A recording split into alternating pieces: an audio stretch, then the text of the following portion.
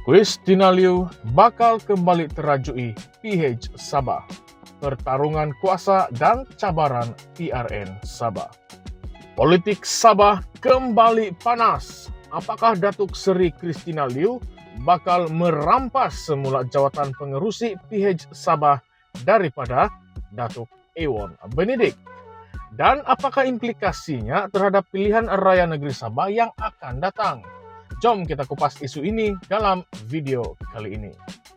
Isu kepimpinan dalam Pakatan Harapan PH Sabah kembali menjadi topik perbualan hangat apabila desas-desus semakin kuat mengatakan bahawa bekas pengerusi PH Sabah, Datuk Seri Christina Liu, mungkin akan kembali menerajui gabungan itu.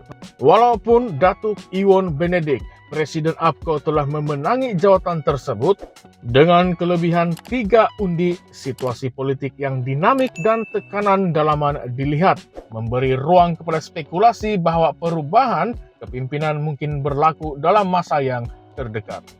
Christina Liu yang juga ketua PKR api-api mengesahkan bahawa isu ini telah dibincangkan bersama Presiden PKR Datuk Seri Anwar Ibrahim semasa Kongres PKR di Kuala Lumpur baru-baru ini. Beliau meminta semua pihak untuk bersabar kerana proses perbincangan masih berjalan dan berharap isu ini dapat diselesaikan dengan baik di peringkat Biro Politik PKR.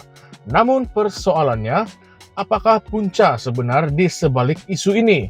Adakah ia berpunca daripada ketidakpuasan hati terhadap kepimpinan Datuk Iwan Benedict, atau mungkinkah ia berhubung kait dengan agihan kuota yang sering menjadi isu sensitif dalam gabungan politik seperti PH? Pemilihan Iwan Benedict sebagai pengerusi PH Sabah sebelum ini dikatakan berjalan secara demokratik dengan persetujuan semua parti komponen. Ketua Pemuda Gabungan Parti Komponen PH Sabah seperti Felix Joseph Sang, AMK Sabah, Vivian Wong, DAP SY Sabah, dan Saleh Jatil, Pemuda Amanah Sabah, menegaskan bahawa keputusan yang dibuat itu perlu dihormati.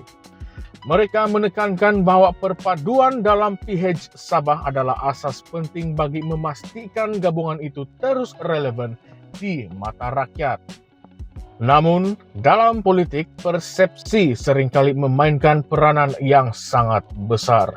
Walaupun pemilihan Iwan sah di sisi perlembagaan PH, suara-suara kecil dalam PKR Sabah mendakwa bahawa kuota untuk jawatan ini sepatutnya diberikan kepada parti itu, selari dengan kedudukan PKR sebagai parti dominan dalam gabungan tersebut.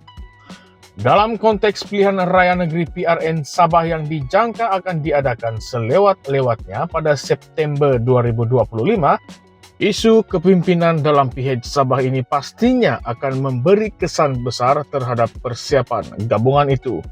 Naib Presiden PKR Nik Ahmad dalam satu majlis makan malam bersama Christina Liu dan pemimpin PKR Sabah menekankan betapa pentingnya untuk memperkukuhkan jentera parti dan memastikan kestabilan politik di Sabah.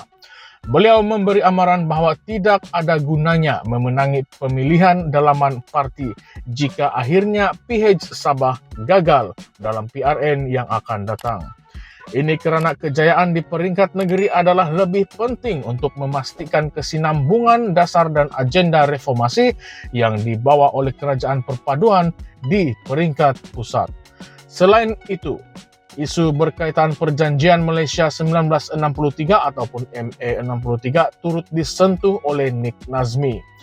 Beliau mengakui bahawa tiada kerajaan yang berjaya menyelesaikan sepenuhnya isu ini, namun menegaskan bahawa di bawah kerajaan Madani, pemimpin Datuk Seri Anwar Ibrahim, kemajuan signifikan telah dicapai. Ini termasuk penyelesaian beberapa isu tertunggak dan komitmen berterusan untuk memastikan hak-hak Sabah dan Sarawak terus diperjuangkan.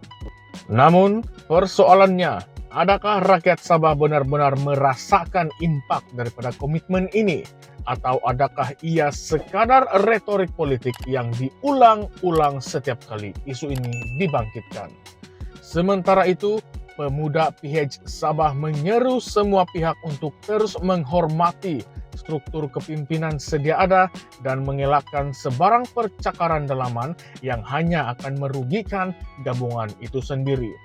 Mereka menegaskan bahwa PH Sabah perlu kekal bersatu dalam menghadapi PRN akan datang dan mengingatkan bahwa kekuatan sebenar gabungan ini terletak pada kerjasama antara parti komponen.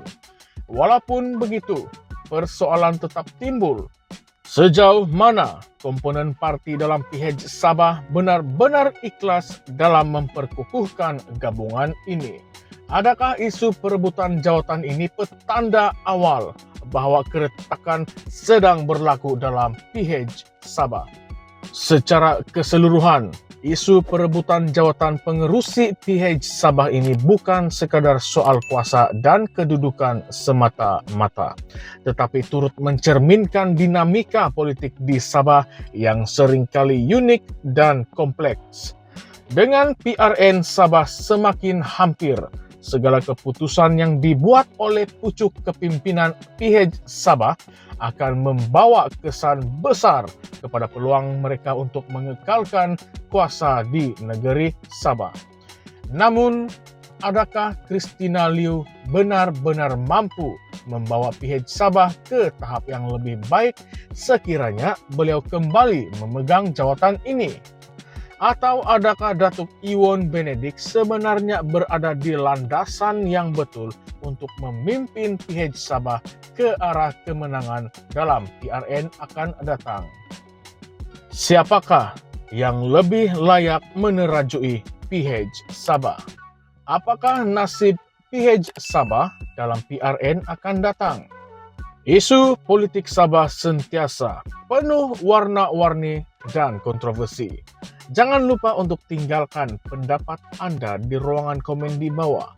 Utarakan pendapat dan ulaskan pendapat Anda di ruangan komen dan jangan lupa untuk share, like, dan subscribe channel ini untuk lebih banyak analisis, perbincangan, dan ulasan politik terkini di Current Sphere MY. Sampai jumpa dalam video seterusnya. Sekian sahaja. Terima kasih.